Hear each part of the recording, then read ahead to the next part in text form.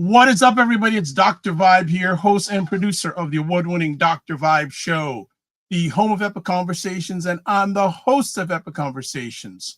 2018 Innovation Award winner, 2020 Best Podcast News Award winner given out by the Canadian Ethnic Media Association. I also co-host and co-produce the only online show in the world for dads, fathers, and male caregivers that's sponsored by Dove Men Plus Care. And being part of that movement, we have reached directly and indirectly to over 400,000 dads, fathers, and male caregivers around the world. As always, I like to say you're blessed, highly favored, a magnet for miracles, and a solution for someone's own. I'm just fixing something here. Let me get this here. Let me do this. Let me do this. Okay, we'll fix it in due time. All right.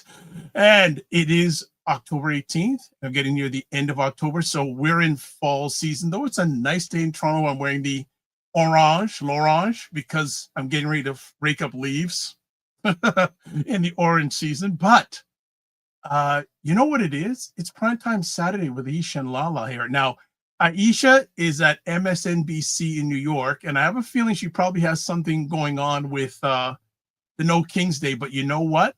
LaLa Key is here, and we are supposed to have Dr. Tashe, but if not, you know what? He's in the house. Hey, she isn't. She wants to come in the house. She left a message that said she needs the link.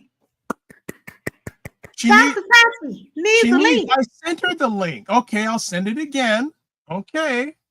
Oh, maybe I didn't. You know what? You know, I love when she joins us. Okay, hold on. She's going to get the link. But LaLa, what is going on in your world? Oh, what's not going on in the world? You know, it's always feast or famine, regardless of whatever you're doing in your work, in your life. Right now, I'm going through feast. And so I am really tired and just have not been sleeping just because so much is on my brain. But, you know, every day on this side is a blessed day. And that's just how I think about it. Well, as I tell people these days, as long as I'm above ground, everything else is a bonus. And then the other day, someone said to me, you know, well, Dr. Vibe, I think you're going to go to heaven. So even when you're above there, you're going to be all right. So you know what? I got to pick on that one. I like that. You know, my baby brother teases me all the time. He says, you're the good one, LaLa. So we're going to all be at the gates knocking on the door. But you know. I don't know about that, baby brother. You better get it for yourself. baby bro. Mm-hmm. Mm-hmm. Baby bro. So I know Dr. Tashe is going to be here. Can you give me a win that you've had this week? Yes, I listed my very first listing on my new Etsy store. Oh, wow. It's a holiday guide and it's like 92 pages. And I just did that. And I will be uploading more digital products. My next project is going to be how to deal with grief during the holidays. Such an important point. I've messed up a few things. I got to change up things. And I shared that with some people the other day in a conversation last night, that not everyone has pleasant memories during the holiday season. I, many years ago, lost a family member during the holiday seasons, and for many years, it was just not a pleasant time. Yeah. You know, so that is so important. Let me just get some things corrected here. There we go. That's the right show, Dr. Vibe. All right. And look who is in the house with Dr. Tashe again. Well-headed. Hello.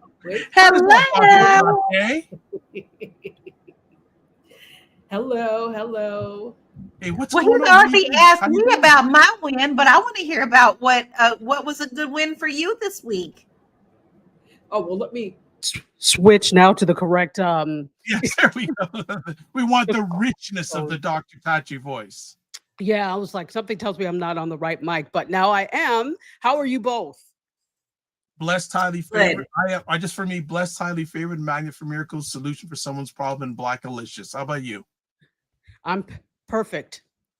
As perfect as I can be. I love it.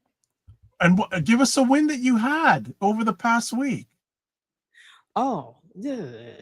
Every day is a win, right? Okay. Just existing is a win.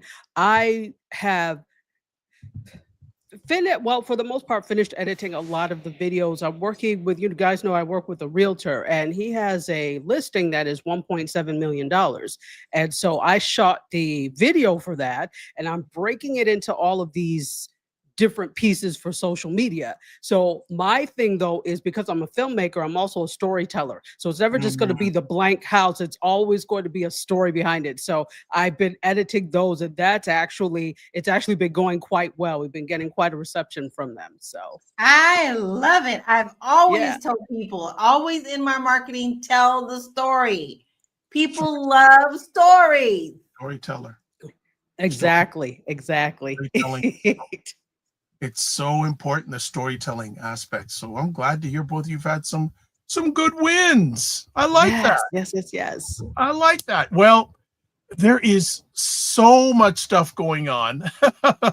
And it was interesting. Dr. Tachi messaged me this afternoon.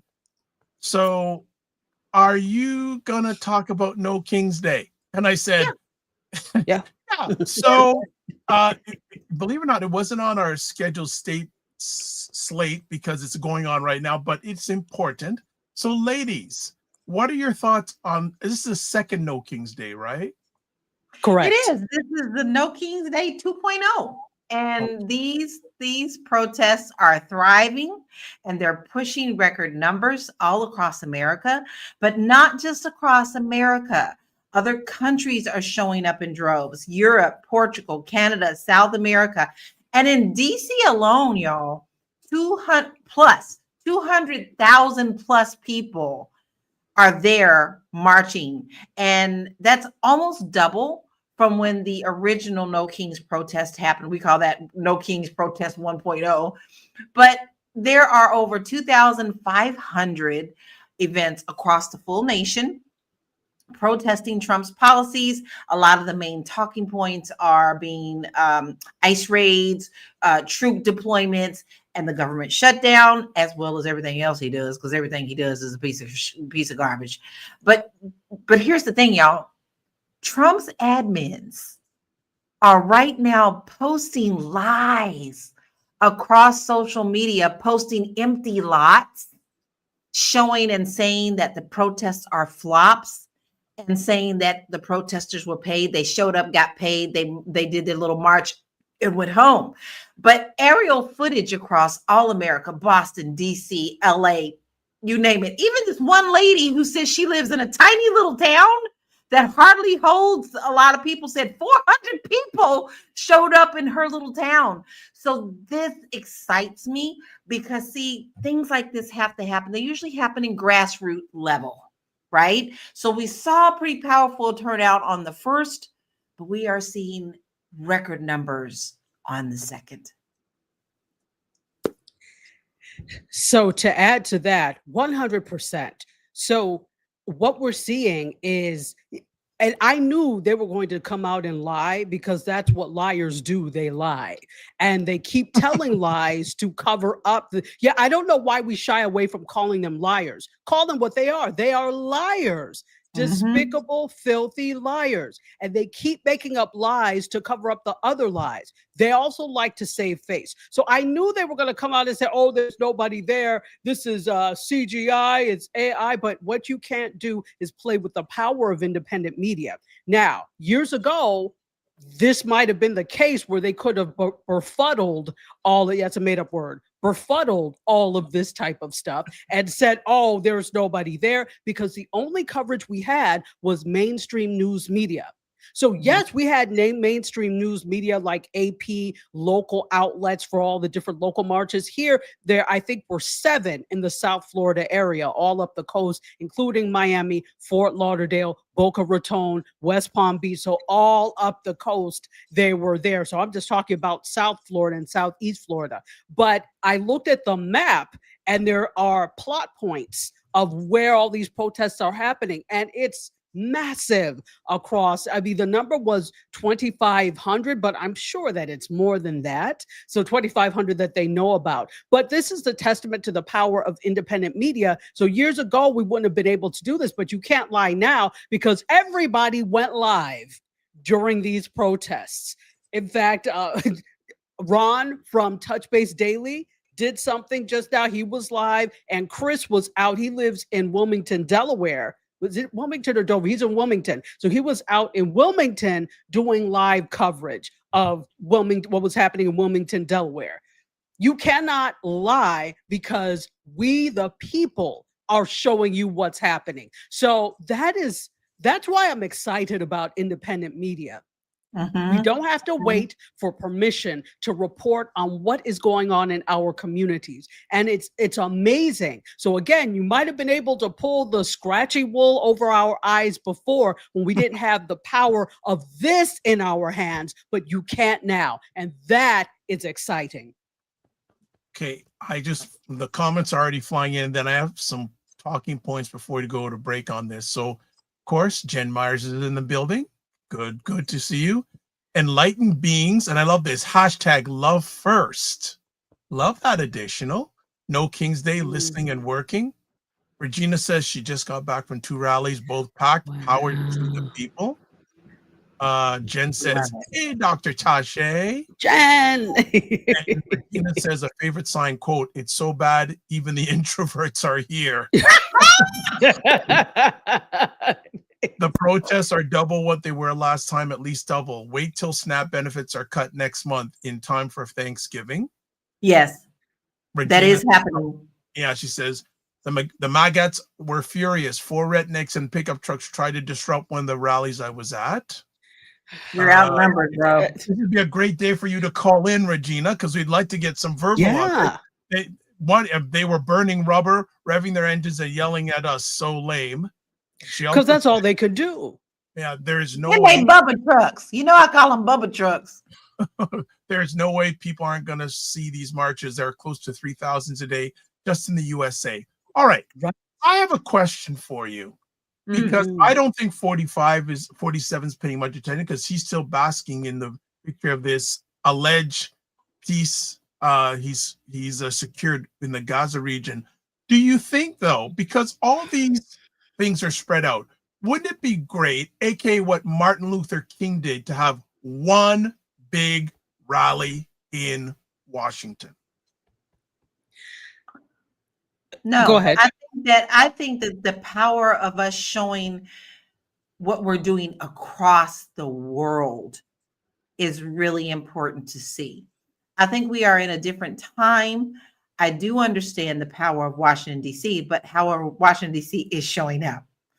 But it's also the little towns that make the difference. Because, see, you think big cities, New York City, of course they're going to have big people show up. But when you have those little cities where even 400 people show up, that shows you the power of the people. I believe that the grassroots that this is doing in all of the little towns is just as important as the big cities.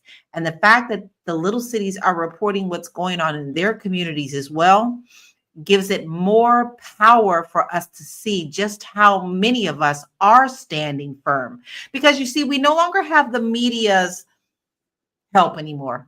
We have to look for the media people who are telling the truth, who are reporting truly. Whether they like it or not, they're still reporting. Whereas the big conglomerates of the media have bowed down to them. However, you must remember what happened this week. Many of them protested, the media outlets protested because they didn't want to sign Hegseth's declarative of what they would fall underneath, right? Yeah. So they all packed up their stuff. Even Fox didn't sign it. Even Fox didn't sign it. That's right. Even Fox didn't sign it. So it gives me hope today because a lot of the times we feel like we're getting piecemealed. Oh, we hear this and we hear that and we, it's so awful. Oh my God, it's awful. But then you see other people are feeling the same way in little cities and big cities. And also a lot of the times, guys, it's bipartisan. It's not just one party that's marching. And they're showing and saying, I am a Republican. I do not agree with this policy. So it's time for us to unify. We need to see that instead of all the division that is being fed to us. Dr. Tasha? Absolutely. Yeah, no, absolutely. I think the power is in everyone coming together to do what they can where they are. Have you ever been to DC, Dr. Vibe? Yes. So you know how small it is. Yes. The logistics of something large there, one large thing, are not, it's not the same as during the civil rights movement, where of course we had far less people in the country at the time. We have far more people in the country now. And I think that that would also provide an opportunity for them to bully and wrangle when there's only one event, and then to show, see, nobody else cares around the country. I think it's important to have several different simultaneous events to show them we're against, everybody is against this. It is really a smaller, this is what we have here, a small contingent of people that are running things. In fact, I was watching Don Lemon do a coverage of this, and he had Joy Reid, the Jolly Ginger, D.L. Hughley came on, the comedian Godfrey came on, also Jim Acosta. Godfrey's hilarious. Godfrey is he is smart. He's hilarious, but he like he has a line with me. He's on that line sometimes, and he still has learning to do about things that you can't hide behind from comedy. But one thing D.L. Hughley said is, it's ridiculous because, you know, the Flintstones and the Jetsons, it's like the Flintstones are running the country and the rest of us are the Jetsons. We're so far ahead in terms of I was like, that's brilliant. That is a perfect characterization. And so I think that really the power is in seeing all these different events. Absolutely. Okay. And Regina is also saying an increasing numbers of young people protesting. And she also says Don Lemon covers people on the street. Guess what? He has almost 1 million followers on YouTube and 2 million on TikTok. Can I speak to this really quickly? Yes. I'm sorry. Go ahead and continue the comments, and I'll speak after. Okay. No, and Regina just has one more comment saying, which shows other people in legacy media are fed up that you can leave the gilded cage and make it on your own. Regina, you win the $1 million prize. You'll have to wait a few years before you get it, but you win the $1 million prize. This is exactly what I have been saying ad nauseum. I say this all the time, but because I'm chopped liver, usually people don't listen. But when Joy Reid said this now, and it's really interesting. This is why I'm excited about this, because there's been a turn in the media because of this regime. There have been people who have had to leave. There have been people who are, fed up and just stopped on their own, or whatever the case may be. But 3 major journalists, Don Lemon, Joy Reid, and Jim Acosta, now have their own independent movements, right? And their own independent shows.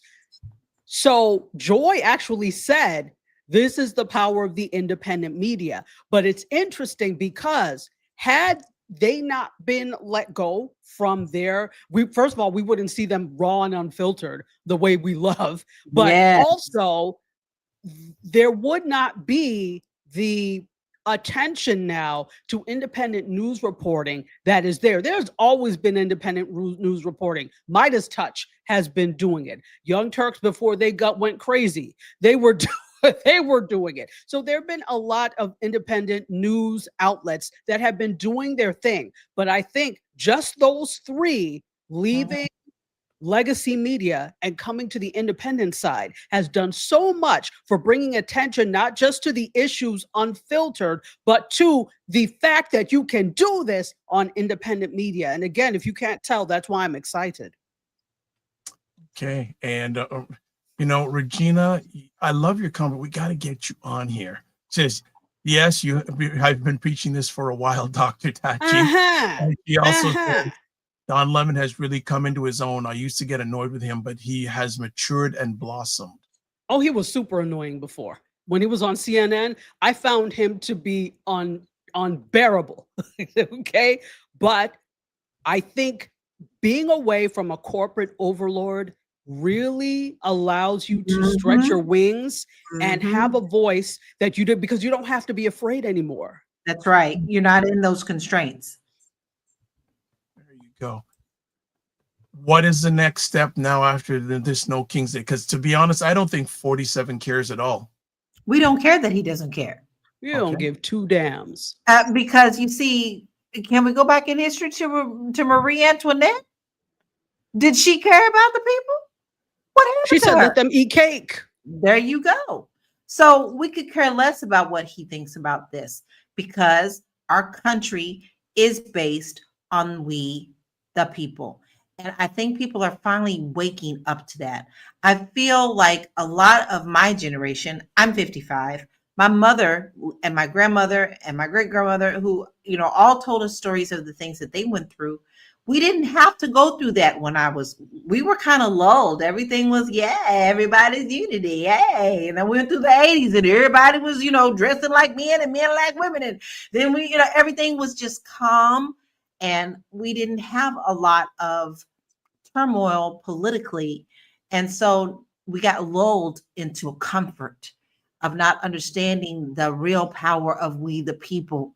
And so now we are being shaken up again. And it's like those balls, those holiday balls, they're all nice and calm and pretty and got a beautiful scene. But then when you shake them up, there's something going on in there. And it may not be a pretty scene, but when people wake up to the truth and they know that they're being lied to, there lies the power of change and we the people, period. That's a more powerful statement than people realize. We, the people. That's way more power than people really realize what that is. There's more of us than there are of them. Reminds me of an old Pink Floyd song from the Wall album, Us and Them. Great song. Mm-hmm. Great. That probably needs to be the anthem of this whole movement. Us and them. And I agree with LaLa 100%. What's next? That's actually a very good question. I think that's the question that I also asked. Having that big thing in Washington outside of 47s, because that's the only way. Because how much he talks about crowd size, right? He's still not going to care. He's still not going to care. You see how they tried to fudge numbers for inauguration. The whole reason with this past inauguration, he didn't do a big thing up outside because he knew nobody was going to show up. So they did that small thing inside. He's about ego and numbers and showing I am the best and the biggest and the greatest. So he's not going to care, even if there was one big thing out there. I think the thing is the now what that you're getting at. We do this and now what? So and this is not to put a damper on this because I think this is wonderful. And I'm happy to see that finally, it's sad that it took for us to get to the point of a dictatorship for people to actually say, you know what? I think I'm going to go march now. Very sad, but it's because we've been, as LaLa said, extremely comfortable. We have never had a war besides the Civil War on American soil. I'm not counting like some of the smaller wars like the War of 1812 and things which weren't really about, but we've had attacks, right? We've had Pearl Harbor. You could also count September 11th, 2001. We've had those types of things, but we have never had like a World War I, World War II on American soil where Americans had to suffer on you understand what I'm saying? I think, when we talk about, for example, the military, yes, we've lost people that were enlisted in the military in the various wars that we instigated, if you ask me, or chose to take part in. So yes, but as far as having historical sites blown to smithereens, that has never happened here. And so consequently, we get comfortable. So we've had struggles. We've had the civil rights movement, and it still continues today. It's not over, right? But the farther away we get from that, the more people forget some of the things that happened and some of the reasons why we're able to walk around. So then when people start snatching people and disappearing people from the street, this is not our country. Oh, it is. It is. Oh, but it is, mon frere. Mhm. It Mhm. is. Taché Okay. français. Taché français. I love it. So So good.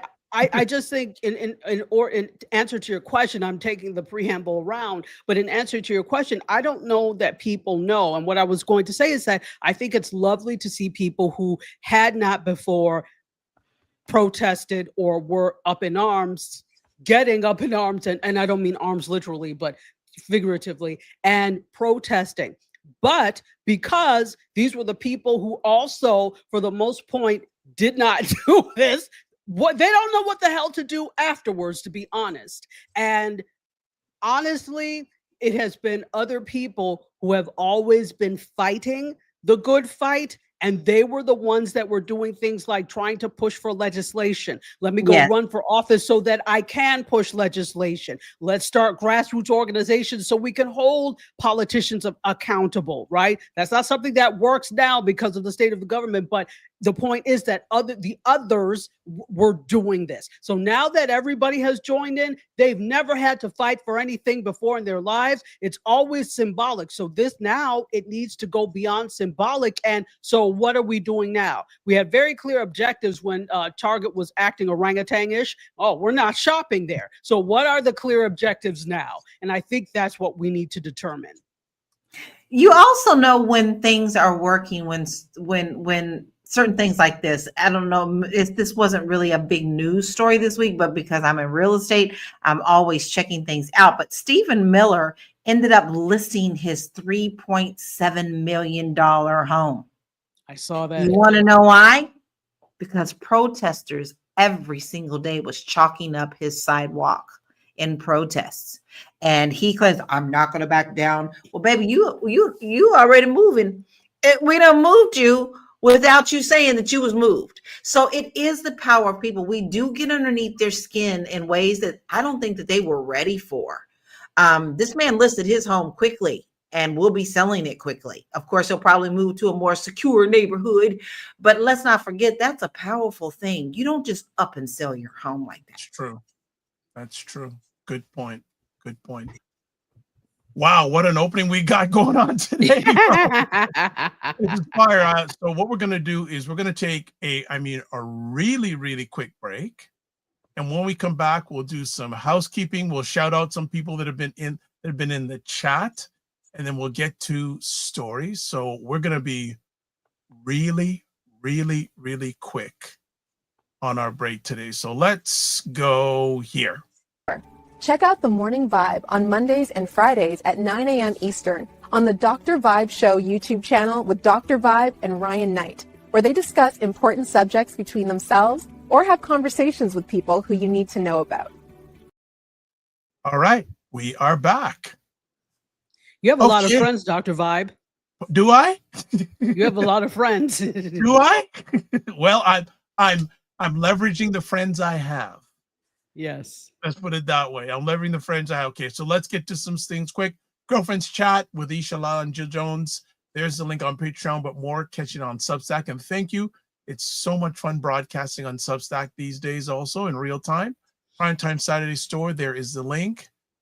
Join the Discord group. Please email me at dr.vibe@vibeshow.com, where is the link there.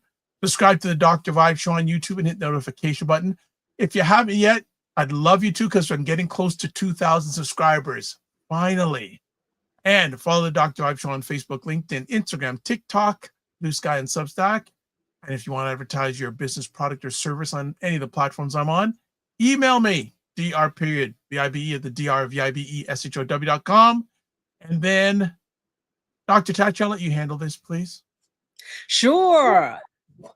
Indie Soup Media is an independent network for independent content creators. We right now have about 25 creators among 31 shows, and we're growing. I am super excited that the next season, we're in our replay season right now. The next season will start November 17th.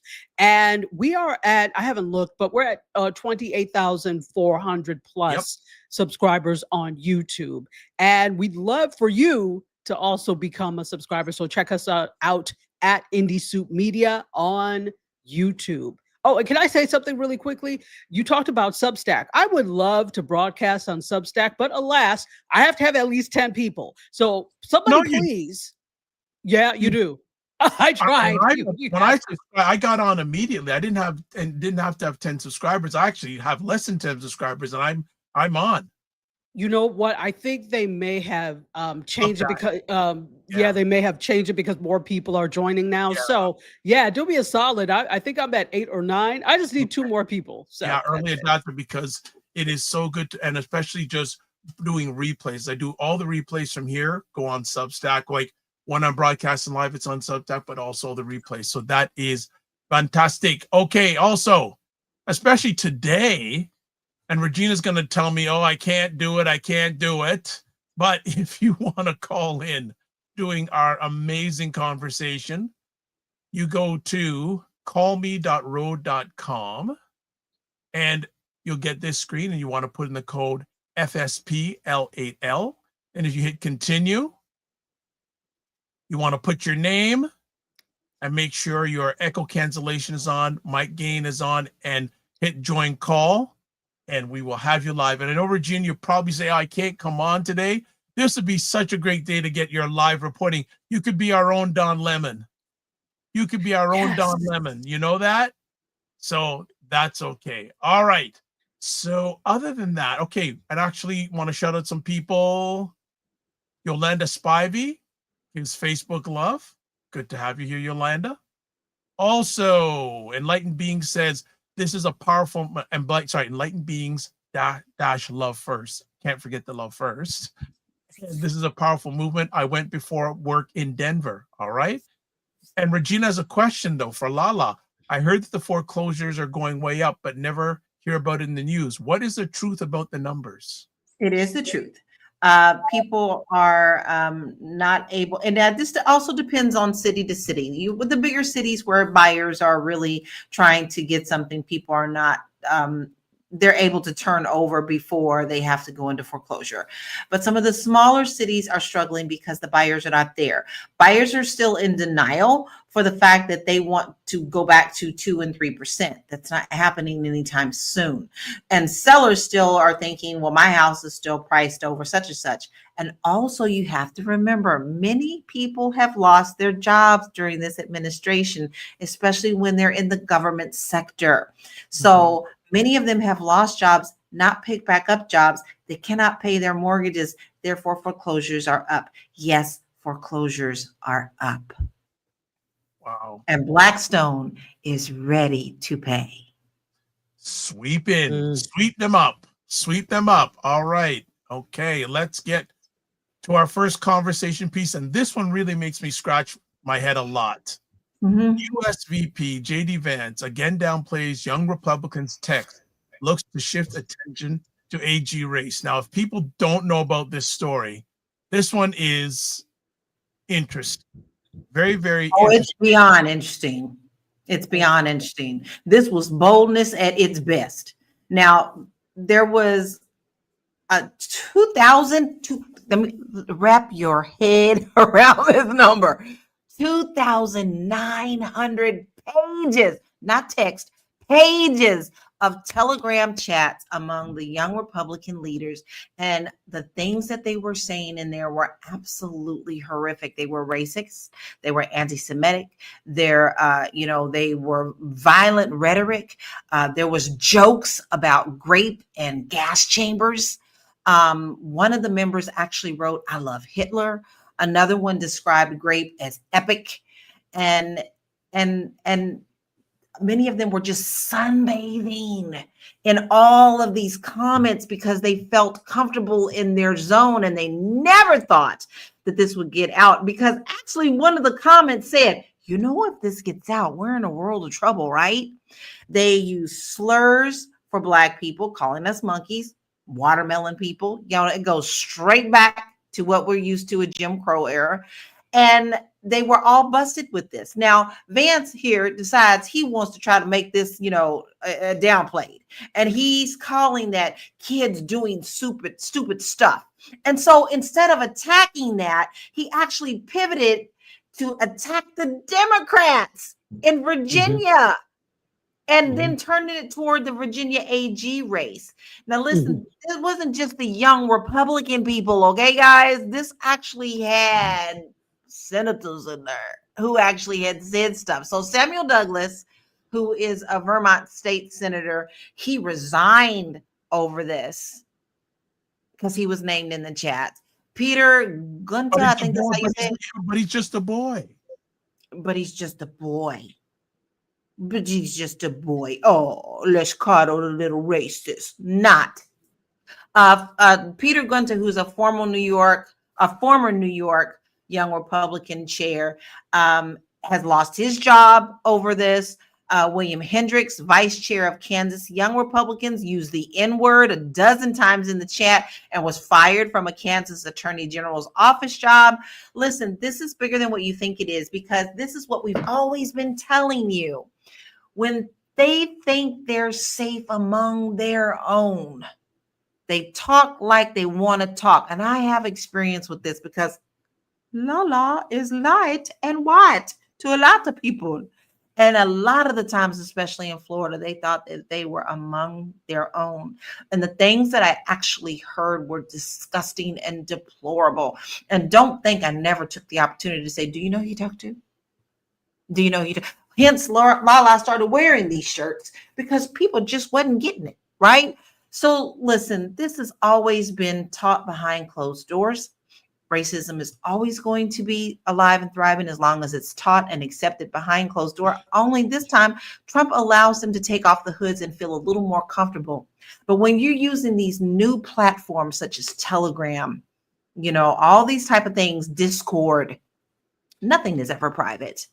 So they are representative of what the whole Republican MAGA concept is. They're falling right into it, and you see how the old ones get pushed out with Mitch McConnell following his little sickening ass down this week, and then the new ones come in with the same mentality. That's how this works. And let me tell you something else.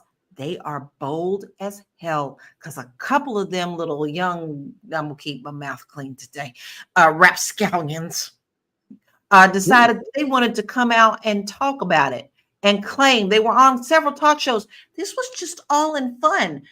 Bish, this is not fun. This is your agenda. You just told everything that you feel out loud. You said the quiet part loud. And so we already know that this is a continuation of many, many years of oppression, many, many years of where they feel like they need to put us in our place, and many, many years of what they really think about us without necessarily saying it to our face. So much. A, business as usual, next topic. Right? B, Right. There's this habit of infantilizing grown non-melanated people because it is easy to use as a crutch and as an excuse when they do something that is known to be wrong. We don't get that same respect. In fact, we are adultified before our age. This is why you have young Black and brown youth that are charged more harshly, because you're seen not as children, but as small adults. Well, the opposite is true on the other side. If you're non-melanated, you get the safety of childhood until whenever. And then you're like, oh, well, he's old. There's always an excuse. There's always this external locus of control to cover for the wrong that you do. This is very interesting because, again, that's that external locus of control. Instead of saying, well, this is deplorable, this shouldn't happen, you point to another race in Virginia that has nothing to do with you. Are you not supposed to be running the country nationally? Why are you sticking your shaggy West Virginia nose inside of Virginia's business? It's not your business, but it's an excuse. It's an excuse, just like everything else is a smokescreen. Aren't there some files you need to work on covering up? That's what you need to be concerned about. So I'm not surprised. I wasn't surprised at the chat because you're expecting that contingency of riffraff to use more sense than the idiot who put war plans on Signal. This is what we're expecting. They're all the same. So they're not the sharpest pencils in the box. So I'm certainly not expecting anything from them. If you have someone in the throes of government doing stupid stuff like that, of course it trickles down to your stupid spawn. So it is what it is. Next question. But on Friday they tried to do some kind of damage control because in New York, the leaders in New York tried to disband they did. They disbanded the young Republican group in that state. But don't kid yourself. This behavior is always going to continue. This is just because they got caught. Racism is still alive and well because it's taught in homes and behind closed doors. And Trump just gave them a Dumbo feather for courage to be a little more outspoken and feeling safe in their own little communities. But well, no, I'm just saying, get what I just said, in their own community, because this is all about division and power. So, it's very interesting. Since they're children, where are CPS when we need them? People need to start calling CPS when you see things like that. Since they're kids. Now, we know they're not. But since they're kids, whenever you see people with children holding firearms and being proud and doing we need to start calling CPS, ruin their lives the way they ruin everyone else. But the problem is we're too busy turning the other cheek and trying to reach across the aisle. If you reach towards me, your hand is going to get slapped. I'm just saying. We go low, I throw rocks. So, my slogan is, may you live in the hell that you created for others. Amen. Exactly. And take a bath in fire. I don't mind that for you. Okay, some quick things here. Regina says they aren't young. One is 40. Exactly. Shelter says JD is beneath contempt. He with the brown wife backs the racist, immoral, shallow, and evil. I would love to know what's going on through her head. She's one of them. She's one of them. Reptilians is one of my favorite words from Mark Twain's Huckleberry Finn. Yes. You see, I read a banned book. Ooh. Oh boy. I'd like to gift banned books, actually. I love there it. You go. I'm just going to read quick. Some people. So Vice President JD Vance on Thursday continued to downplay the bigoted messages in the Young Republicans group chat, drawing attention instead to the violent texts sent by Virginia Attorney General candidate Jay Jones. Quote, a friend shared these truly disturbing messages from a Young Republican group chat, unquote. The group's leader genuinely calls for the murdering of children in his political comments. Vance wrote on X, quote, oh, wait, actually, this is from Jay Jones, a Democrat running for Attorney General in Virginia. Vance's post included a screenshot of Jones suggesting that death of a Republican's children could cause, quote, a move on policy, unquote. Quote, I'm ashamed, I'm embarrassed, and I'm sorry, Jones said Thursday, in what will be the only televised debate with incumbent Republican Attorney General Jason Mireis. He has refused to drop out of the race, and his texts have Republicans newly bullish about this statewide race. The news of the text coincide with a slip in the poll from Jones, dropping from 48% to 43.1%, according to polling published by Trafalgar Group. Vance's Thursday post marked the third time in 2 days that the vice president had waded into the firestorm over the trove of texts obtained by Politico, and shows how 47's administration strategy, articulated in The Art of the Deal, to never apologize and always hit back, extends well beyond the White House walls. Vance has not defended the posts, which contain more than 250 racist, homophobic, and anti-Semitic slurs, though he did refer to them as, quote, edgy, offensive jokes, unquote. The vice president has called the response to the post, quote, pearl clutching, unquote, and said, quote, kids do stupid things, especially young boys, unquote, even though the chat group included men in their 20s and early 30s who hold local, state, and federal government posts. The messages also had an array of dark jokes, including about rape, slavery, and the Holocaust. Democrats and some Republicans condemned the messages and those who sent them, but some Republicans see the violent text from Jones as worse. Quote, "We're not going to let the Democrats forget about the fact that they have an AG candidate who wanted to put a bullet in the heads of former White House Speaker and his two That's kids." not what. Unquote. But that's all they got. I'm Dr. sorry. They always go back to that line. They're liars, and that is not what. And then they'll take it to, the extreme. So what happens is that is not what I thought he meant. Now I could be wrong, but my interpretation of the thing is it would take for a Republican's child to be killed before something is done, meaning they only care when it's them. Does that make any sense? So that's what I took it to mean. But of course, they take everything to, well, again, reading comprehension skills are not high among them at all. They like poorly educated people. And again, they cling to that. So the only way that I can deflect from me not understanding and being poorly educated and still stay at the forefront is, but look at what he said. Maybe they are infants because they act infantile. So not in body, but certainly in critical thinking skills and brain power. They're just despicable, absolutely despicable beings. Can I call them human? I don't think so. Beings.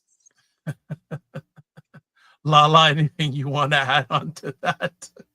No, because all that was extremely true. This is nothing new. My mother taught me that nothing new under the sun. And so I'm not surprised. They're just, and all these people are, oh, I'm ashamed and embarrassed. Yeah, you're just ashamed and embarrassed. You said that just because you got caught. Exactly. And may I said, you were talking about the disbanding of the young Republicans, and you said in New York State. That's fine. They'll just go register for the Klan. My thing is they just filter someplace else. These despicable deplorables just filter someplace else. So them with these individuals with the DNA that I'm convinced is damaged somehow will just filter themselves someplace else. Yeah. So it doesn't end. That's why these organizations happen in the first place. Somebody better get the hoods out and start ironing them again. Oh gosh, you're going there? Okay. I did, because we didn't go there. Cowards. They went cowards, there. Cowards, cowards, cowards, cowards. Wow. Okay. With that point, we'll take another quick break. When we come back, we'll get to some more stories because the ladies are putting out a lot of energy. I wanted to give them some short breaks and also, as Dr. Tachi, show off some of my friends. So we'll be back in about 15 seconds with some more stories for people to understand. Yeah, you are watching Primetime Saturday with Aisha and LaLa with special guest Dr. Tachi. Thank you, Uche. I love it. I love it. Well, I had to do something for Dr. Tache. Yes. So I slid that thing in. All right. So let's go to our next conversation piece. 47's former National Security Advisor, John Bolton, he's indicted. So another one on the hit list is going down. No, I don't think he's going to go down. So first, let's clear up who he is, because sometimes we get people who don't really know who people are because, you get hit with new names every day.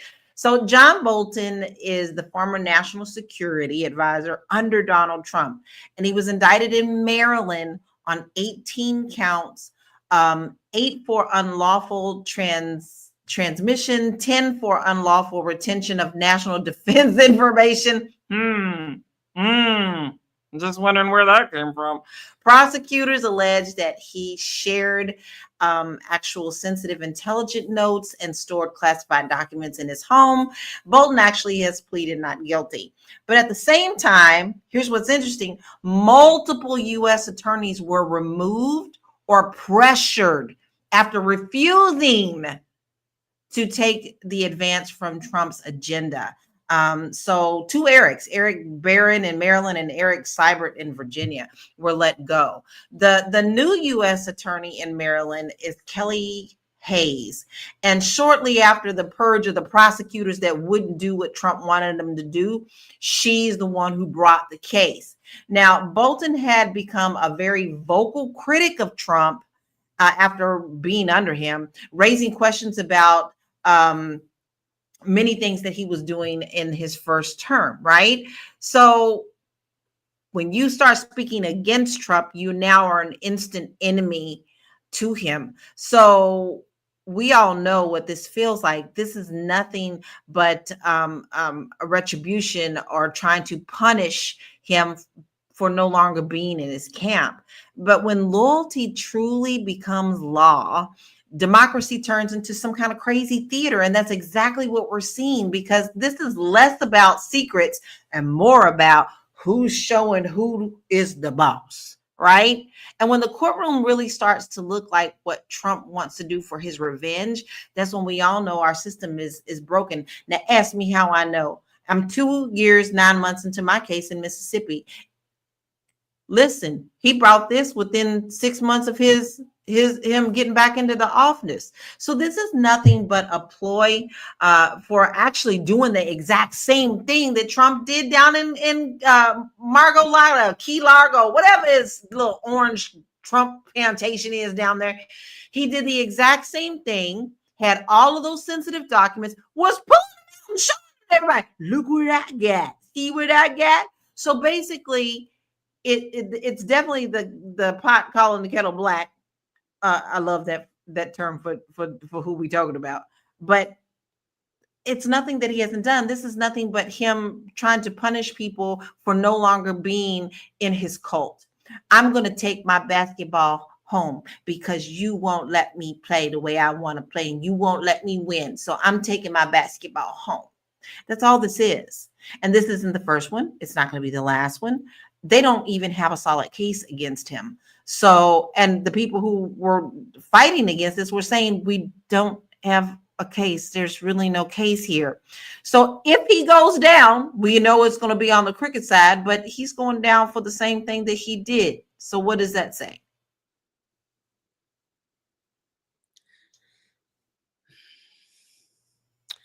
Another case of business as usual. Next topic.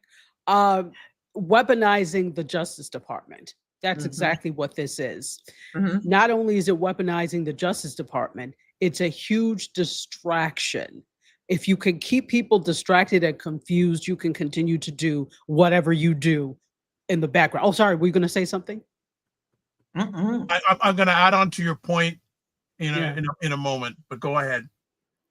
Yeah, so that's what all of this is an attempt to do. So going back to, I believe it was, he wrote a book in 2020, or was it prior to 2020, right? Which detailed a lot of, what was the room where it happened, okay? Yes. So, of course, he's not too pleased. And I am of the full belief that Tang came to office with a full list of individuals that he was vehemently against, that he was going to seek his revenge against. So he did not come to run the country. He certainly can't, but he did not come to run the country. He came to use the office and the various offices affiliated with the office as his personal revenge machine to get back at all those people who said, said whatever.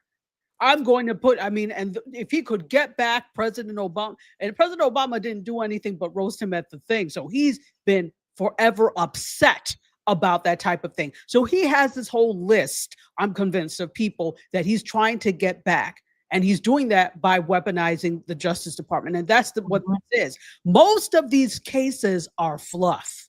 And they're not going to stick. But what it does is it ties up the system with these fluff cases. And if the system is tied up, Then there is, again, the confusion so that I can continue to do what I do, get rid of whatever I need to get rid of while you are working on this. And some of these things, again, they're tied up for years. They were already tied up for years. They're tied up for years even more now. So business as usual. I don't know what else to say. Pay no attention before the man behind the curtain. That's all this is. Exact Oz. That's perfect. Mm-hmm. Regina says, quote, I'm shocked to find out that gambling is going on here, unquote. Transparent hypocrisy on Bolton. I want to bring in, I was wanting to bring this commentary in, but Dr. Tachi, you crystallized it really good. Professor Scott Galloway made a very interesting observation recently. He said, there are three main things when it comes to American politics right now, driving American politics. One is 47. The second is Jeffrey Epstein. Yes.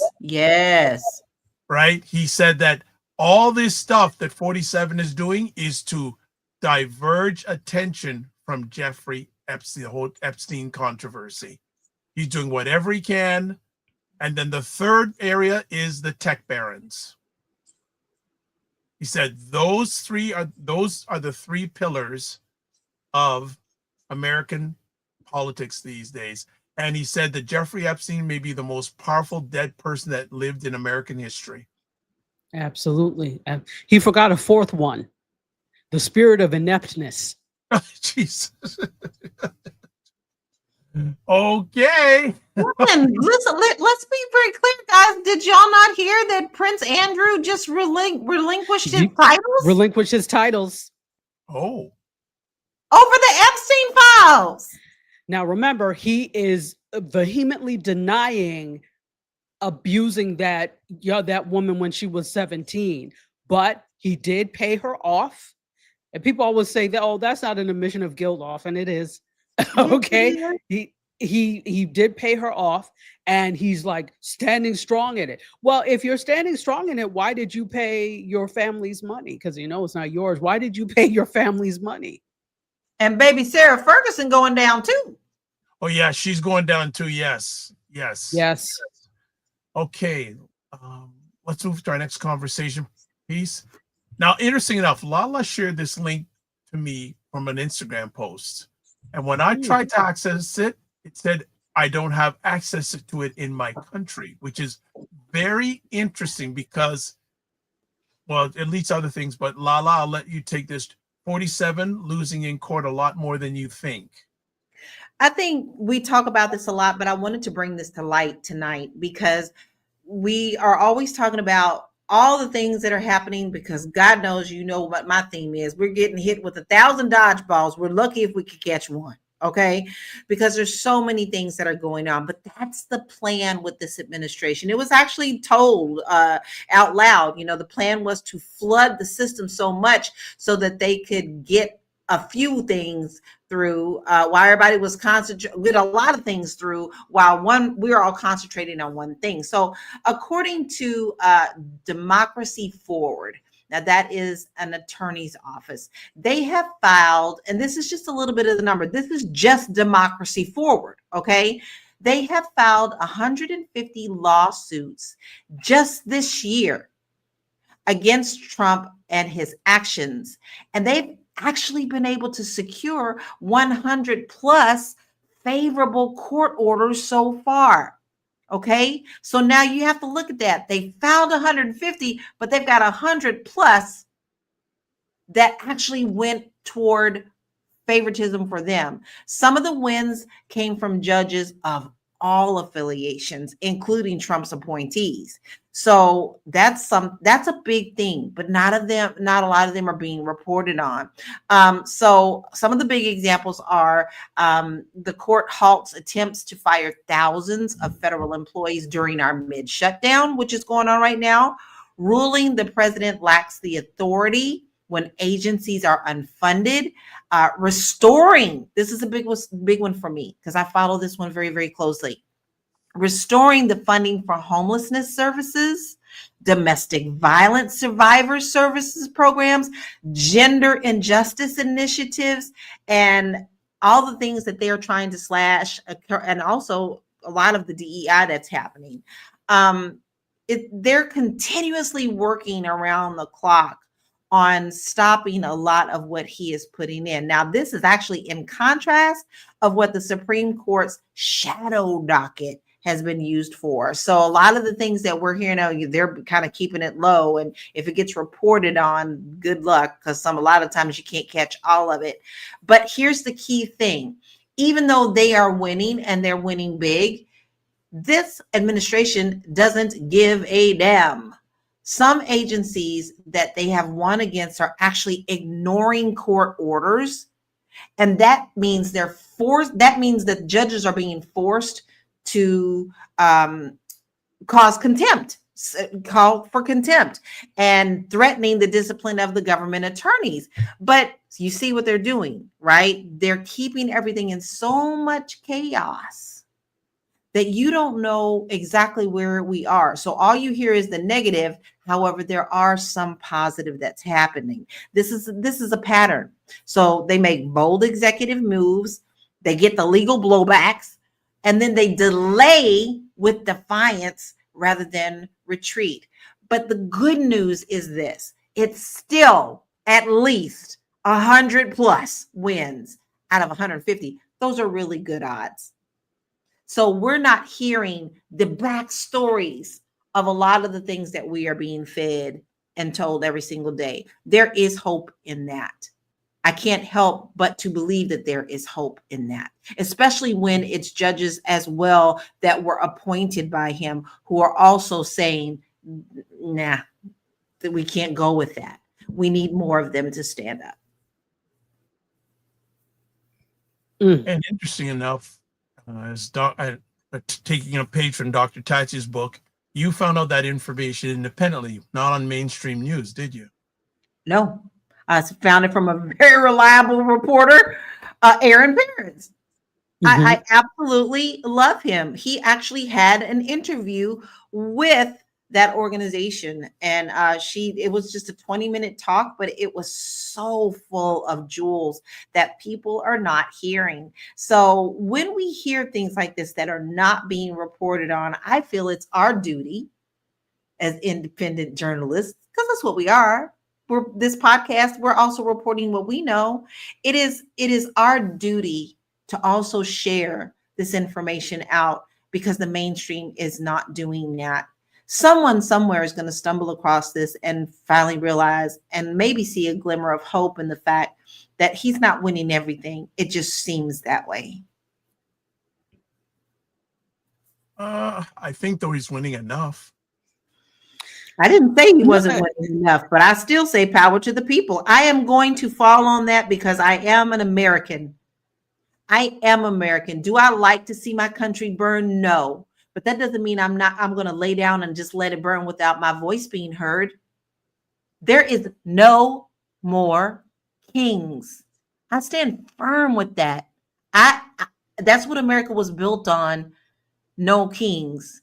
Of course, a lot of it was flawed, but still the principle still stands. We the people, and I am we the people. Anything you want to add, Dr. Tachi? Yeah, no, 100%. I actually just took a look at it now because I didn't have a chance to see that video before. Interesting that it's not available to you. But I 100% agree. There is a lot that we don't hear. And I think part of the problem is what we do hear. We have to remember that mainstream news has very little time to cover everything. And they also have a news agenda in terms of what they're going to cover and what they're going to tell you. So we don't hear everything, and it's also not being reported fully. And we can't forget that big media conglomerates and companies own the mainstream media, and many of them are in bed with Tang and the administration. So can you really fully believe? Oh, you're on mute, Dr. Just saying pay for play. That's what it's come down to. Exactly. Yes. That's exactly what it's come down to. Payola, right? That's Yep. just like in the music industry, right? That's exactly what it is. So because of that, and that's why I'm like, you really have to be careful with mainstream media. You don't know that you can trust the information that is coming from there because of this. And you've shown us this. If we didn't know this before, Jimmy Kimmel taught us this, right? The whole kerfuffle with Jimmy Kimmel. So I think we're not hearing everything. So just like it's great that it's coming from an independent source that we're hearing these types of things, because I think the overwhelming majority, I shouldn't say overwhelming majority, there are many people who think that this administration is winning everything and that there is no hope. And they need to hear things like this to know that there is hope, that people are fighting, that no, what they're doing is wrong and they can't do it because it's not constitutional, even though they do what they like regardless. I think people need to hear that so even if he's winning some things on technicalities, there are other things that he's not winning. And I think that people need to hear that. Some of that spaghetti ain't sticking to the wall at all. Okay. Next conversation piece. Her 13-year-old son was arrested, taken by ICE to a detention facility. The police chief calls it a first for his city. So I'm going to put this story up on the screen for those who are watching live or on the replay. And LaLa, you wanted to chat about this story, so go for it. I did, because, we see the horrible things that are happening. A lot of times we see that it's adults. We do know that things are happening with children, like zip tying them. I mean, children younger than 5 being zip tied. But this is a 13-year-old who was taken by ICE in Everett, Massachusetts. He was arrested for reportedly having a knife at a bus stop, and he was swiftly picked up by U.S. Immigration and put in a detention facility in Virginia. Now, his mother says that she has no clarity on where he is or how he got transferred or how the transfer even happened.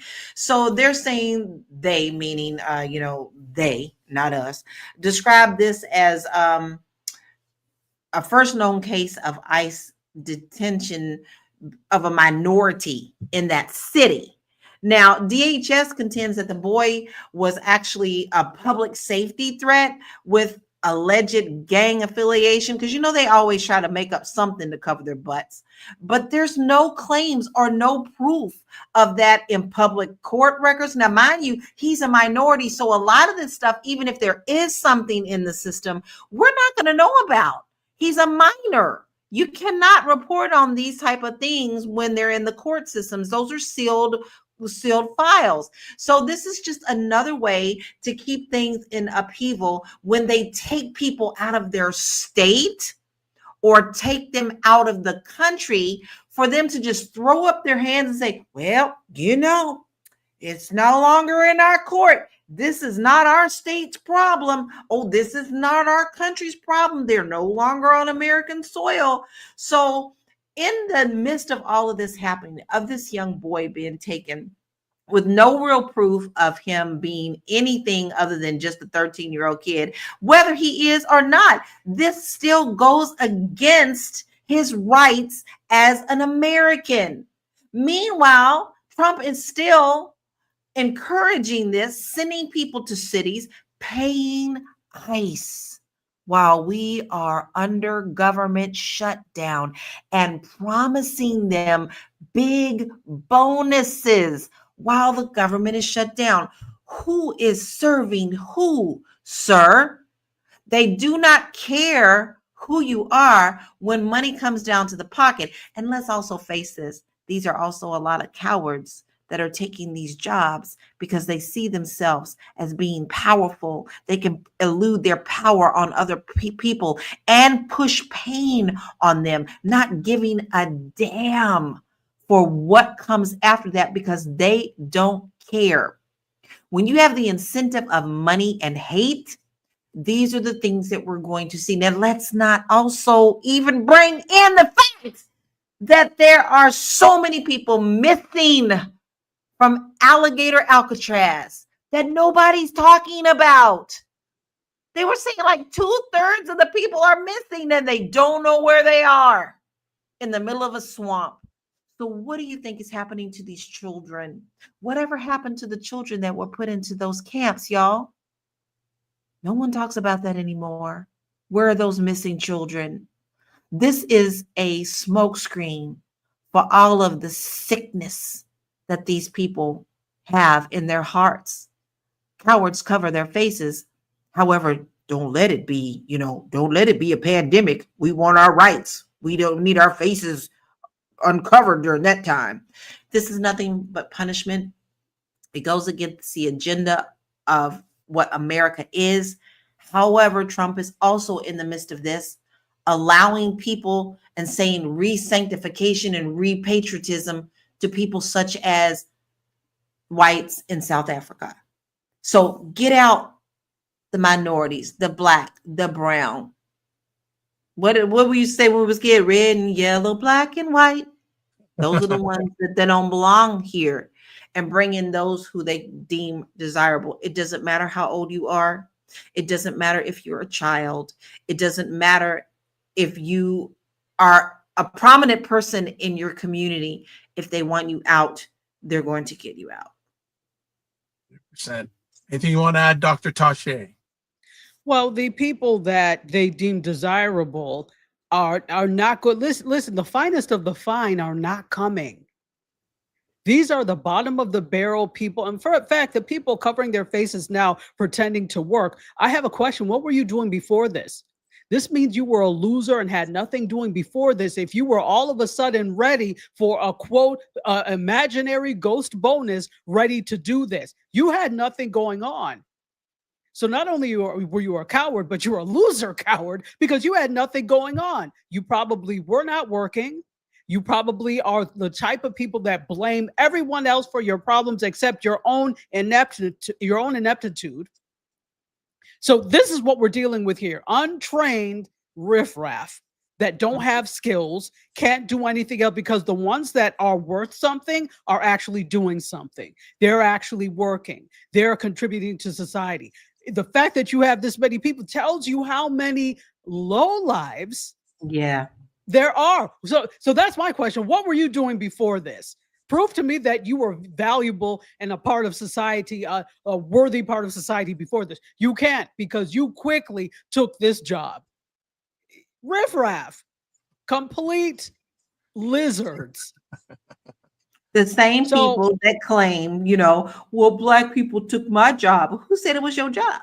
There you go. There you go. Well, because this is the thing. That's what entitlement does. It makes you think that any and everything around you is yours and belongs to you, and you are entitled to it, despite the fact that you don't have the credentials to do it. And this is why I keep saying many of them are so upset at people of color, particularly black people, that get opportunities and things. But I'm like, but guess what? People like you are the ones that created the climate where this had to be so, because we had to be 10,000 times better. And guess what? We are now. And so you're upset and mad that you created the climate that caused us to excel. My friend, if you don't sit down and wash that gator around your stupid mouth. We live free in their heads. And we don't care about you. That's the thing. You're also annoyed that you're not important. There's this need to be important for some reason. It's the same reason where people who claim that they're not racist or discriminatory have this need to be liked by us. We don't care. Why are you trying so hard to prove that X, Y? We really don't care. What we're trying to do is live and contribute to society, leave legacy for family. That's what we're trying to do. That doesn't leave time for me to care about you. But the fact that you have so much time to think about us so much, to join an organization for free, basically, that will round us up, shows how much of a loser and nothing going on you have, which proves the point of you being mediocre in the first place. If you use that same amount of energy and went to school, use that same amount of energy and started a business, use that same amount of energy and contributed to society through service, I swear you wouldn't have time to worry about what the rest of us are doing. But because you're useless, you do.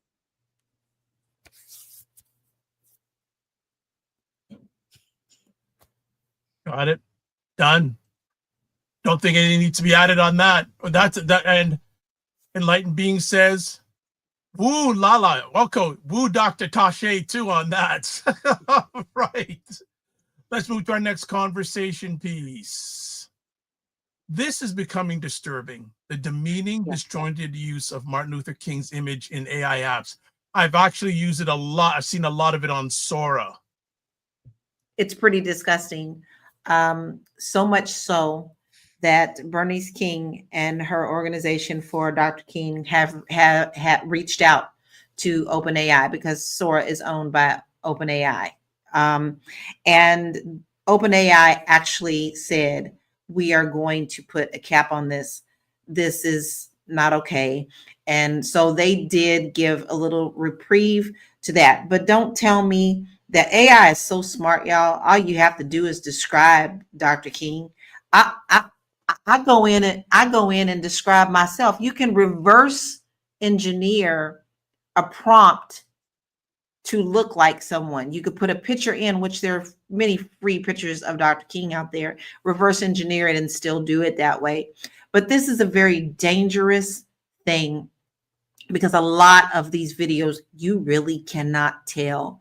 And so much so that this week I actually did a short video on my social media platforms trying to tell people what to look for to tell if it is AI. Because a lot of people don't see those little Sora watermarks, or people blur them out. And so they assume that it's real. Not only is this a dangerous narrative, think of what it does to their families. Do you think they really want to see their father in a lot of these really disgusting videos that they're putting out? And it wasn't they're not the only ones who are speaking out against this, but Bernice King did put out a statement thanking OpenAI for working with their family to protect the legacy of their father. This is very dangerous grounds, people. It's getting better and better. And they're all trying to one up one another. You know, Sora 2 got pushed out a little bit faster than what they had planned on being pushed out, because Nano Banana came out.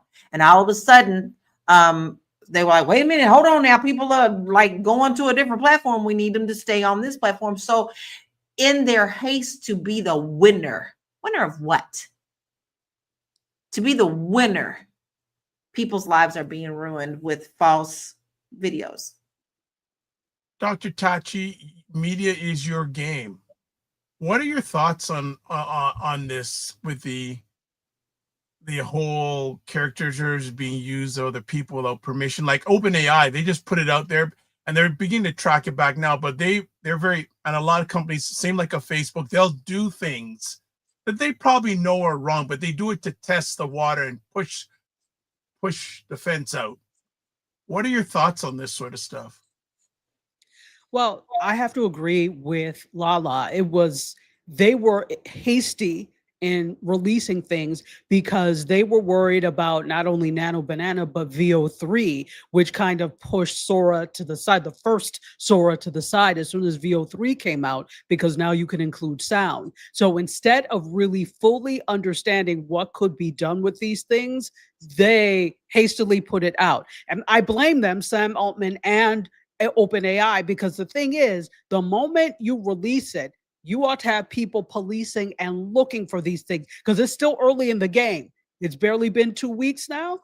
Yeah. You could have reined this in early. So the fact that it was allowed to go this long, and you have people that have signed up, but these ones of Dr. King are pretty prominent and keep popping up. Somebody should have seen that, because I guarantee if somebody was trying to do something for good, well, this goes against what there would have been a problem.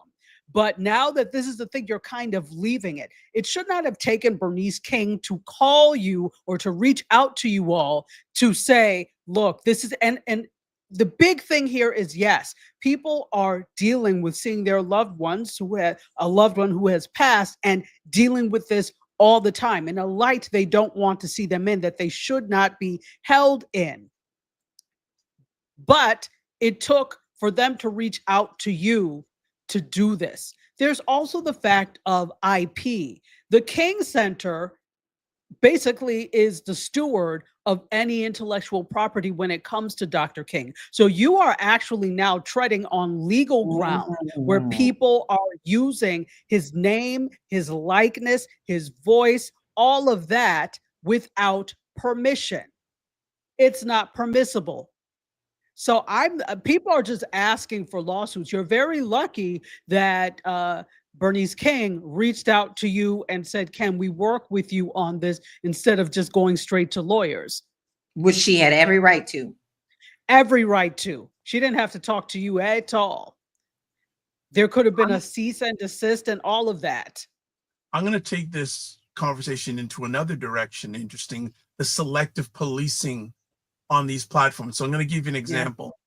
Yeah. I put in to Sora 2, have a attractive Black woman say, quote, our next story is about 47's former National Security Advisor, John Bolton, indicted.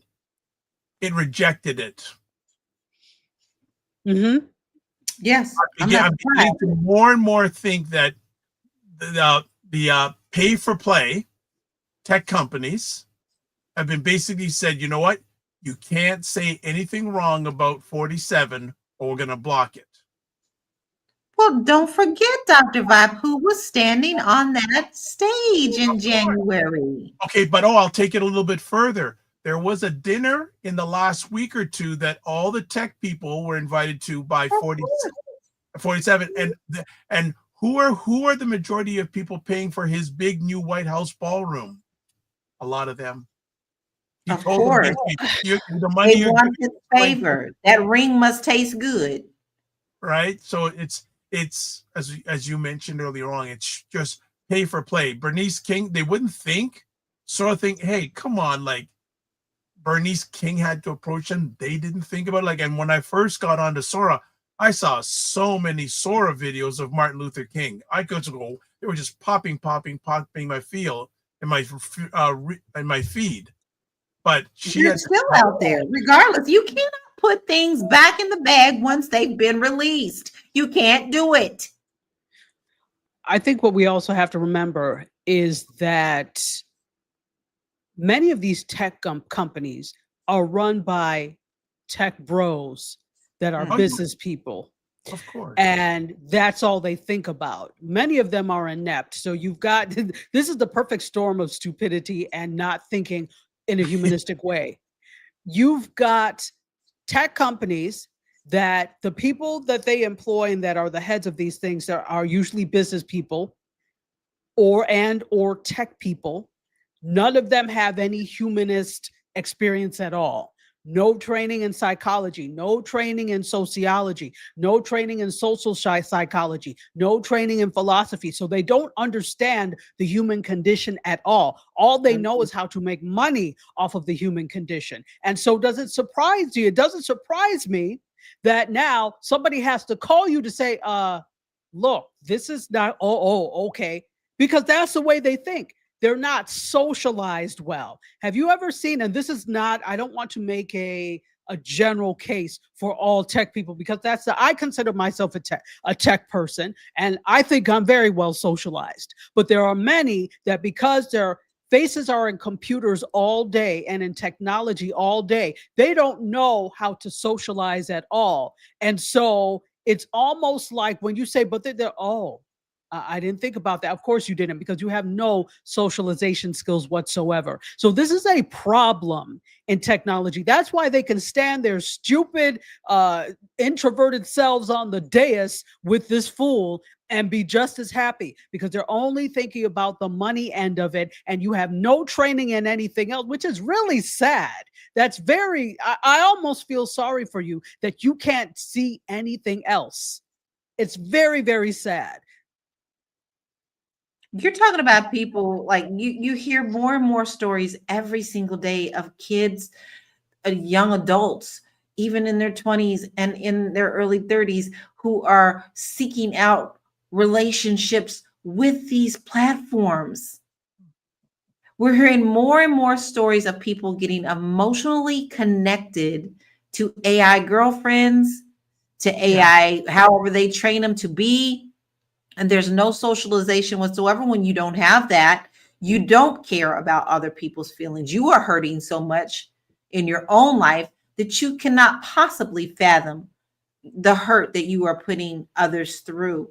This is not the end of this. This is only the beginning, because this is unregulated and it's happened so fast. The same thing within the music industry. You know, when Napster came along and people started getting those free musics, now music is not so desired to be paid for anymore. You know, now you've got AI music. And I too, Dr. Tachi, I use AI every day. All right. I use it every day. I've actually even created relaxing songs for myself, because I like playing around with that. But never in my wildest dreams ever would I dream of hurting someone with that technology, whereas someone else doesn't even give it a second thought. And you know, may I to bring this now to music, since you brought it up, if I may talk about that. I actually last night on Mediascope talked about the rise of AI music. And there was one particular, I can't remember her name, but there's an AI artist that is really being pushed right now. And she's got like 100,000, or it has 100,000 followers on Instagram. She's like in on charting with some of the music. Not that I've heard it, but she's charting. So already what's happening is all of the academies and the award giving or associations are now starting to talk about what criteria qualifies to be awarded. If you ask me, you should have been doing this as soon as, but never mind. I know how you all are. You move glacially at a glacial pace. So I'm not even going to go there, but they were talking about that. And there are people that are up in arms over the fact of, well, this is taking opportunities away. This is already a small field. Yes. Theater, acting, music, these are already small fields where for every 10 people that make it, there are thousands of others who don't. That's right. Or less, for every one person who makes it, thousands of others who don't. So now you're adding increased competition from code, from machines, from prompts. So there are lots of artists that are really up in arms about this. Now, I feel two ways about this. Number one, I do see, yes, that is a problem. But number two, I also think you can't just complain about it. You need to see how you can use AI to your advantage, right? Number three, why are you waiting for companies to give you opportunities in the first place? Because that's part of the problem. You're not making or creating your own opportunities. And now, because they're finding a way to cut you out of the equation, you're upset. Well, they were always looking for a way to cut you out of the equation. Let me just tell you that. Yes. Always, because you cost money and they don't want to pay. So they were looking for a way to do this, and this gives them the perfect opportunity. So you, as an artist, need to see the writing on the wall. You need to be a futurist and see what's coming, and how can I use this to my advantage? But there was also another article that I just read today, or was it an article or a video, where they were talking about the fact with AI trains itself on human models. And what's happening now is there's a lot of things that are being created, but it's also training itself off of AI that is created, and much of it can end up being slop, right? So it's training itself on what they call AI slop. But the human spirit and human ingenuity knows no limits. So this is why I don't think we have to be worried, because it will continue to train itself on what is out there, but we don't run out of ideas, if that makes any sense. So I know I took it in a slightly different direction, but I wanted to respond to AI music that LaLa brought up. Well, and it's very true. Now, here's an example. the last two albums that my husband Will has done, they're called Globetrotter Side A and Globetrotter Side B. They are massive, massive amounts of music. And it took years upon years. And when I say at least 3 to 4 years a piece, I mean that, because we recorded a song in every country that we went to. We recorded in every country, and we used people from that country to come in and be a part of this big conglomerate of what we did. Now, the music that my husband has created, which is so, and I would say this even if he wasn't my husband, which I can't even explain to you how it takes you on a journey of emotion and love and storytelling. His project that took a total of 10 years to put together is being fed by Spotify into their systems and now being trained without his permission to create music that sounds like him. So this is a never-ending story, and we are not prepared as a society to see that was coming.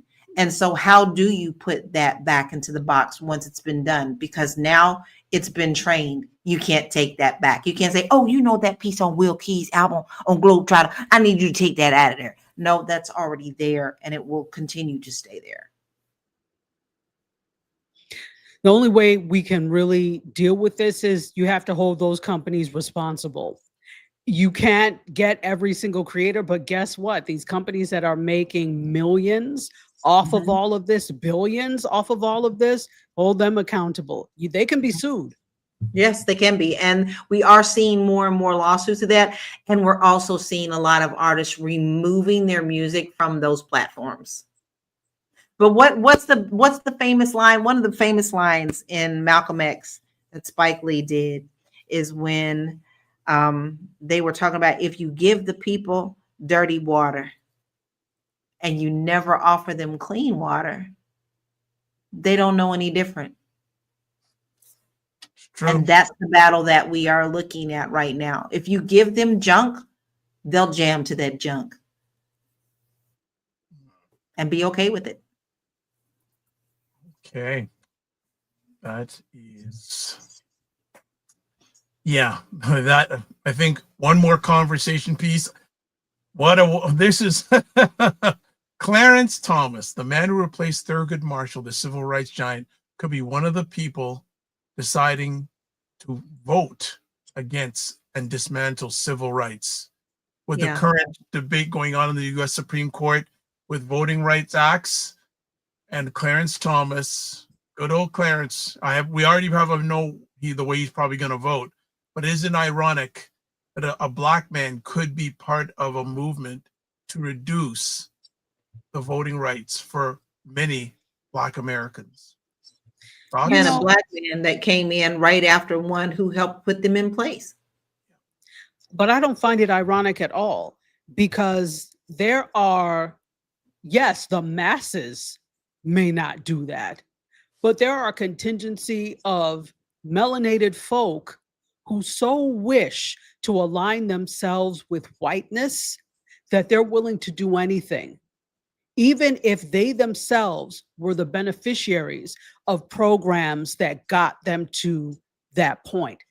He's a huge beneficiary of the civil rights movement. He's a huge beneficiary of lots of programs that help him to get to the point. But the difference is he's also extremely selfish, because as soon as he climbed the ladder, he made sure he pulled that ladder up and threw it away so that nobody else could come behind him. Never mind that Thurgood Marshall was the one that paved the path for him to be able to do that. So, there are always people that are going to be like that. Those are not the ones that we can focus our energy on, because he's gone, he's lost, he's a lost case. There's nothing we could do, no amount of pleading. And he doesn't really have the critical thinking skills in order to discern that anyway. So It is what it is. He's going to vote the way he's going to vote. We've all excommunicated him from the Black community a long time ago. So it doesn't matter at this point. We already know what he's going to do. And if he votes in a way that surprises us,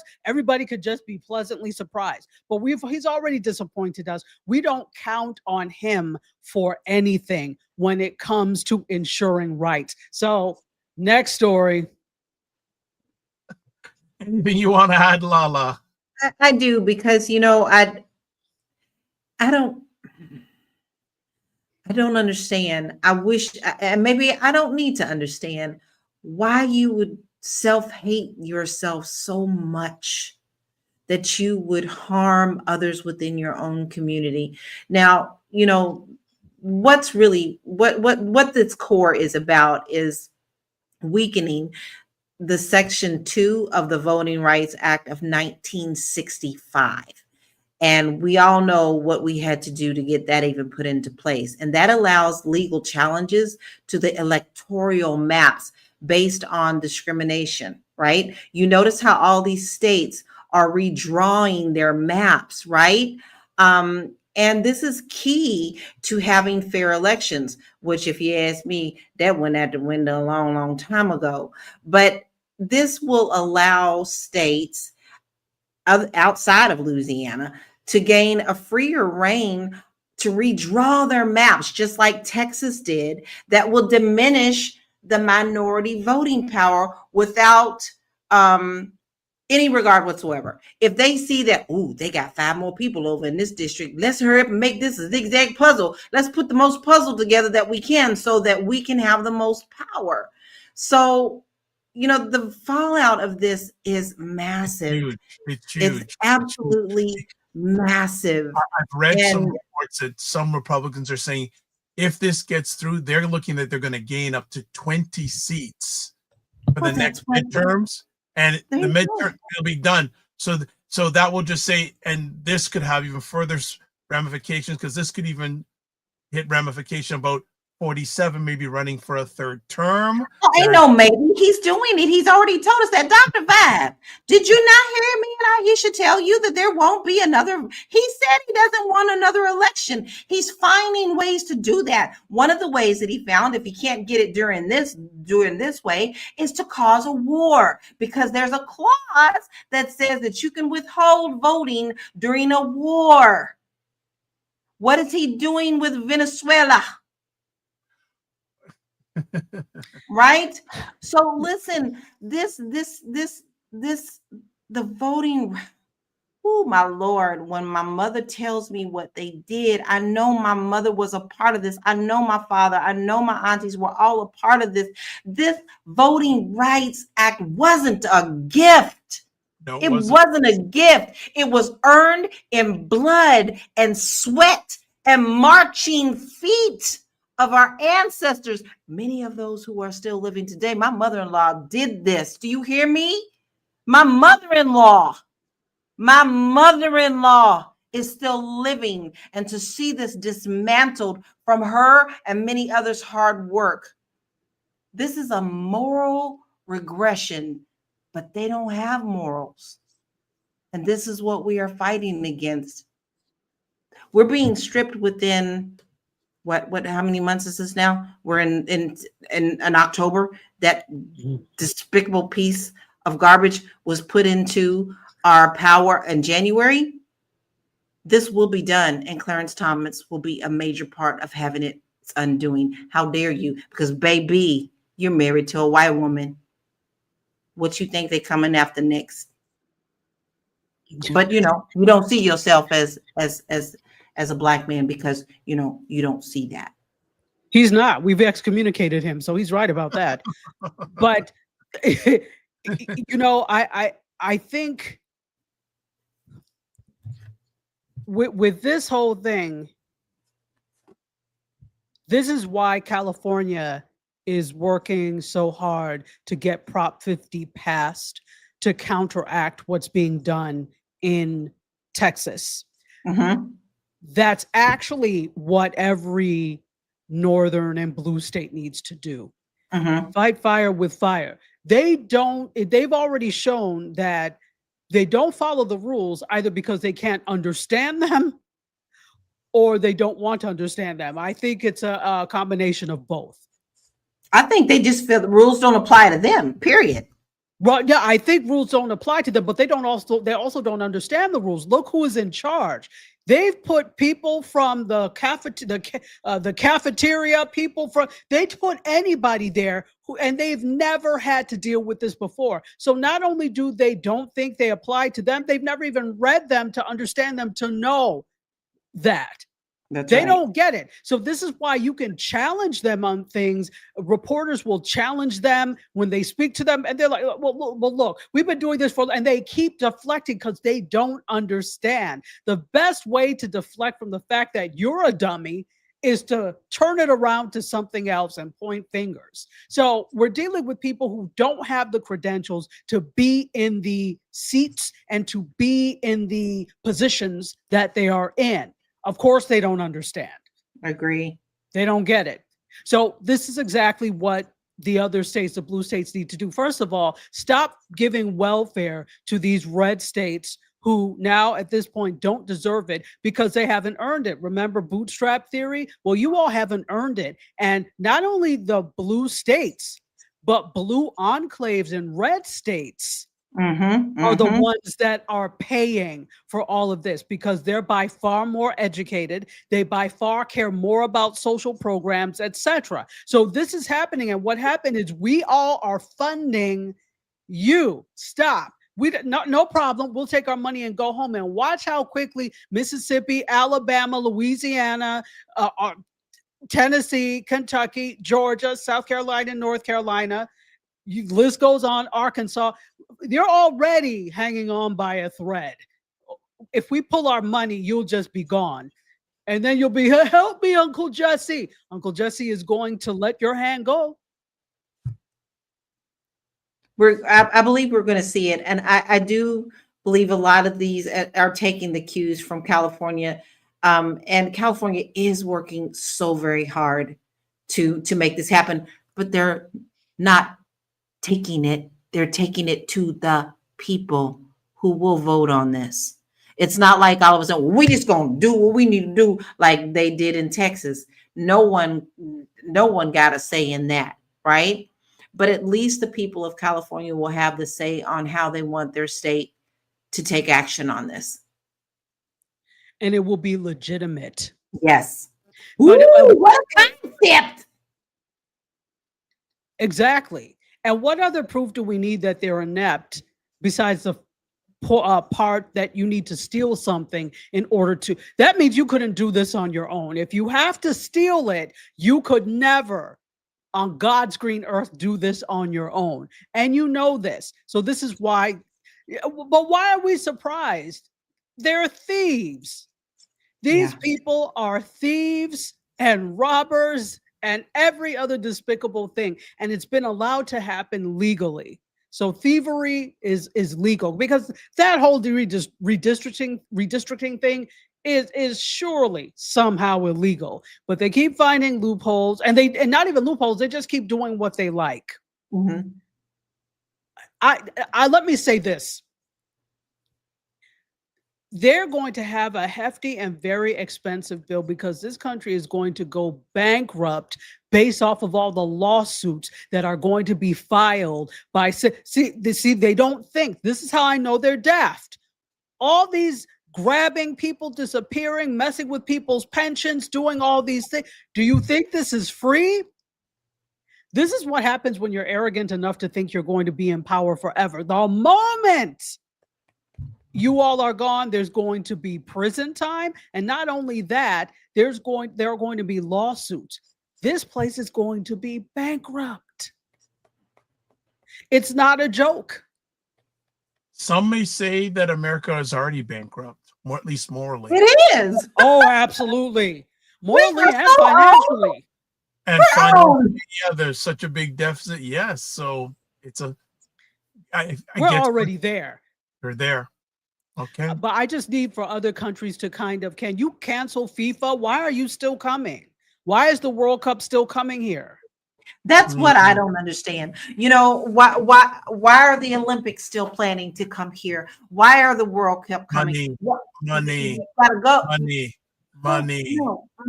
At some Money. point, when your people will be snatched off the street, that's going to be a different story.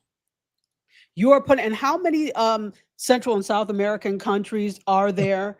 I know there are like, I think, is it 12 African countries that are going to be participating? This is a danger.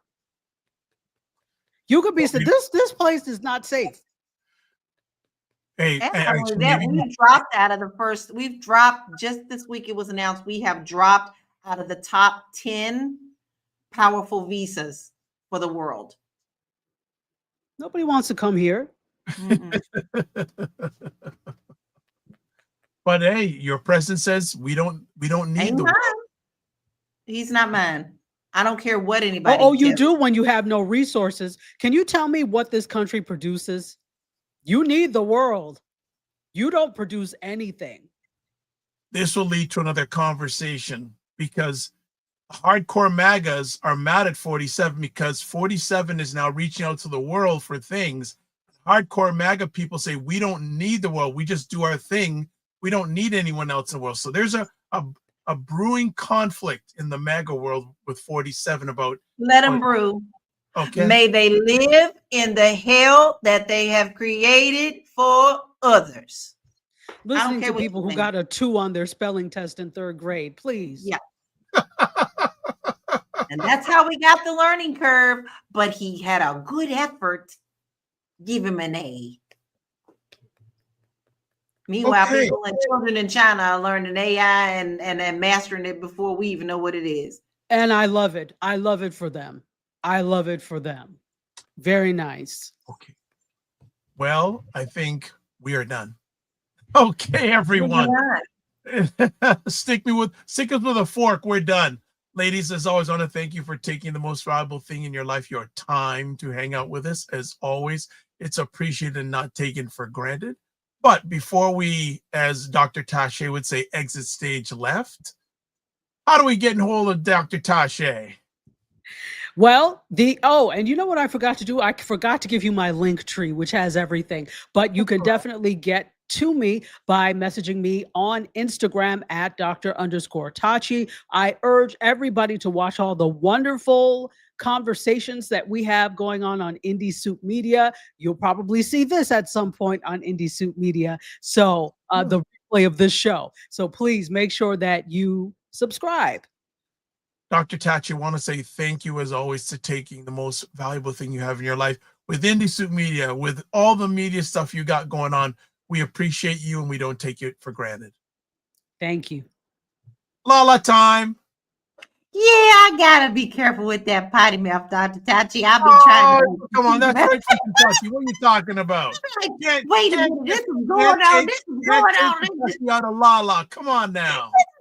Soup, I gotta be careful. Listen, you can find me and all my wonderful things on my website. I have made sure that everything is in one place for you. It's lauriekey.net. I have information about if you're thinking about moving abroad. I actually have a wonderful holiday guide that also helps you balance your mental as well as planning out your holidays so that you can enjoy the real reason for the season, which is family and love. I know the world doesn't feel like it right now, but we need more of that. So if you can produce that in your homes with your family, then that will radiate out into the world as well. So please make sure that you go and check out and support at lauriekey.net. Excellent.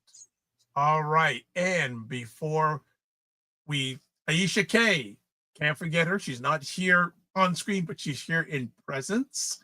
You can get a hold of her on Instagram at AKStaggers, Medium at Aisha K Staggers, Blue Sky at akstaggers.bsky.social, and Friendomedia, friendomedia.com, and Substack at Aisha K Staggers. And for myself, all you need to do is one link. This is the LaLa Influence. taplink.cc/the drvibeshow.com. We got one more comment here. Enlightened Being says, LaLa, I love your budget planner. Hello. There we go. Love that. Love that. All right. And also, if you want to catch replays of this epic conversation, I would say you can catch it on the Dr. Vibe Show on YouTube, Facebook, LinkedIn. Also, you can catch it on Substack, some of the replays, and also my website, the drvibeshow.com. So I think we are about done. A few other quick things. Housekeeping. Also, join the Primetime Saturday Discord group. You can email me, dr.vibe at the drvibeshow.com. You can click on the link there. Subscribe to the Dr. Vibe Show and hit on YouTube and hit notification button. We'd love to get to 2 grand. I don't know what I'm going to do when I hit 2,000 subscribers. Give me ideas. And then like the Dr. Vibe Show on Facebook, LinkedIn, Instagram, TikTok, and Blue Sky. As always, want to say thank you for taking the most valuable thing, your time, to hang out with us today. As always, live your life as a dream. If you can dream, you can make it. Sometimes you have to get small to get stronger. Block assumptions. Aim bigger, aim better, aim higher and wider. Love, faith, and respect. Don't just manage your time, manage your energy. Remember to give yourself grace. And if you're not making money, make history. Try to do both. And as always, make it better. There's one more comment here. The Wallamala says, subscriber bash. Yes, a subscriber bash. We will do a subscriber bash. We'll do that. As always, God bless. Peace. Well, keep the faith, walk good, and we'll see you all somewhere on these digital streets. Peace.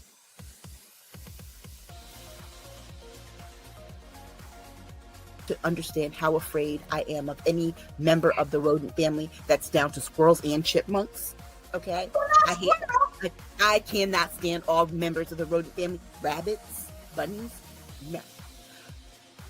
What else is going on that day? I mean, is there something we're supposed to be doing? Why are you going there? Why are you going there? You know I'm going to ask you. It falls the same day as the inauguration of the new president. The what? Excuse me? I'm sorry. So in other words, Monday. So onesies. Now, folks, don't ever think you're going to see us all on a show with onesies on. Don't do that. You might see me. You might see me. You'll see me and LaLa, because we oftentimes wear ours.